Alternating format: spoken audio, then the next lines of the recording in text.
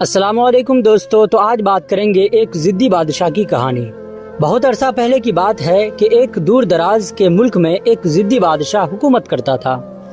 وہ بادشاہ جو بات ایک بار کہہ دیتا تھا، پھر چاہے وہ غلط ہی کیوں نہ ہو، اپنی بات سے پیچھے ہٹنے کو تیار نہیں ہوتا تھا۔ اس کی ضد کی وجہ سے رعایا ہمیشہ پریشان رہتے تھے۔ بادشاہ کا یہ معمول تھا کہ وہ ہر روز نئی عجیب و غریب اور غیر ضروری حکم جاری کرتا اور اسے نافذ کرنے کا حکم دیتا۔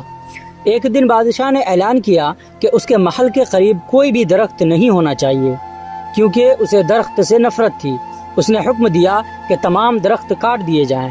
رعایا کو یہ حکم بالکل ناگوار گزرا، کیونکہ درختوں کی وجہ سے انہیں سایہ اور پھل ملتے تھے، مگر بادشاہ کی ضد کے سامنے کوئی بھی بولنے کی جرأت نہ کر سکا۔ بادشاہ کا سب سے بڑا مشیر، جو بہت دانش مند تھا، اس نے بادشاہ کو سمجھانے کی کوشش کی کہ درختوں کا وجود بہت ضروری ہے۔ وہ سایہ دیتے ہیں، ماحول کو صاف ستھرے رکھتے ہیں اور ہمیشہ آکسیجن مہیا کرتے ہیں، مگر بادشاہ نے اس کی ایک نہ سنی اور حکم دیا کہ اگر کوئی درخت کاٹنے کے حکم کی خلاف ورزی کرے گا تو اس کو سخت سزا دی جائے گی۔ رعایا بادشاہ کے خوف سے درخت کاٹنے لگ گئے، لیکن ایک دن ایک نوجوان لڑکے نے ہمت کی اور دربار میں جا کر بادشاہ سے کہا، اے بادشاہ سلامت، کیا آپ جانتے ہیں کہ اگر تمام درخت کاٹ دیے گئے تو ہمارے بچے سایہ اور صاف ہوا سے محروم ہو جائیں گے؟ بادشاہ کو یہ بات سن کر بہت غصہ آیا اور اس نے لڑکے کو قید کرنے کا حکم دیا۔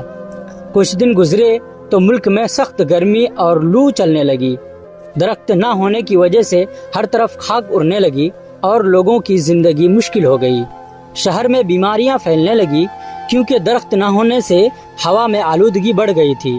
خود بادشاہ بھی محل میں بیٹھا پریشان ہونے لگا کہ یہ سب کیا ہو رہا ہے۔ ایک دن بادشاہ کو باہر جانے کا اتفاق ہوا۔ اس نے دیکھا کہ لوگ سایہ نہ ہونے کی وجہ سے بے حال ہیں اور درختوں کے کٹنے کی وجہ سے جانور بھی بھاگ گئے ہیں۔ محل کے باغ میں بھی کوئی درخت باقی نہ تھا اور سب خشک ہو چکا تھا۔ بادشاہ کو اپنی غلطی کا احساس ہوا کہ اس کی ضد کی وجہ سے نہ صرف رعایا بلکہ خود اس کی زندگی بھی مشکل ہو گئی ہے۔ بادشاہ نے فوراً حکم دیا کہ ملک بھر میں دوبارہ درخت لگائے جائیں اور درختوں کی حفاظت کی جائے۔ اس نے نوجوان لڑکے کو قید سے رہا کر کے اس کی تعریف کی اور اسے انعام سے نوازا۔ بادشاہ نے اپنی ضد چھوڑ دی اور آئندہ کے لیے فیصلہ کیا کہ وہ کوئی بھی فیصلہ کرنے سے پہلے دانش مندوں کی مشورہ کرے گا اور عوام کی بھلائی کو مد نظر رکھے گا۔ اس کہانی سے ہمیں یہ سبق ملتا ہے کہ ضد اور غصہ سے صرف نقصان ہوتا ہے۔ اگر ہم دوسروں کی بات سنیں اور سمجھداری سے فیصلہ کریں تو نہ صرف خود بلکہ دوسروں کی زندگی میں بھی بہتر لا سکتے ہیں۔